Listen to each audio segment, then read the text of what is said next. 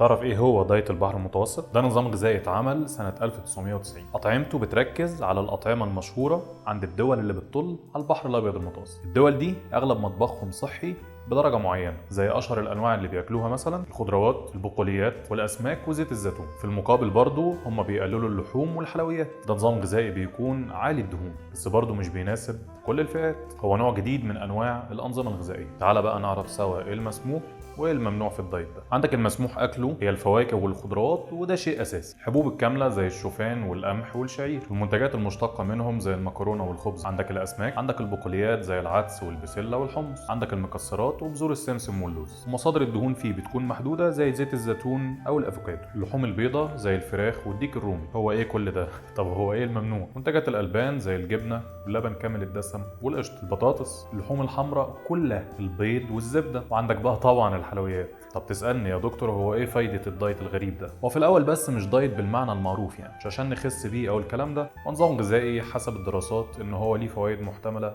على صحة القلب، زي إنه بيحسن صحة القلب والأوعية الدموية، وبيحسن جودة النوم بالذات طبعا لكبار السن. بيخفض نسبة إصابتك بالأمراض المزمنة زي السكر والضغط، الزهايمر، وبيحافظ على صحة العضلات بشكل أفضل. خلاص بقى يا دكتور، ده بقى لو عملت لوحدي يبقى ملوش أي أضرار، صح؟ لا طبعا مش صح، لازم تكون تحت إشراف طبيب. علشان كده لو فكرت تعمله لازم تبلغني. خليني بقى اقول لك ايه الاضرار المحتمله لو عملت الدايت ده لوحدك. اولا انخفاض نسبه الحديد في الجسم، عشان كده بنراعي دايما اننا ندخل مصادر الحديد في الدايت ده ومش بنغفل عنها تماما. ثانيا انخفاض نسبه الكالسيوم في الجسم. في النهايه لازم تعرف ان كل نظام اكل ليه هدف معين، والهدف هنا هو التحسين من جودة صحة الإنسان. كل إنسان جسمه مختلف عن التاني، فعلشان كده لو هتتبنى دايت أو نظام لازم في الأول تعرف عنه كل حاجة كويس، لأن ممكن تضر بيه جسمك، وده اللي أنا مش عايزه ليك طبعا. عشان كده لازم تتواصل معايا.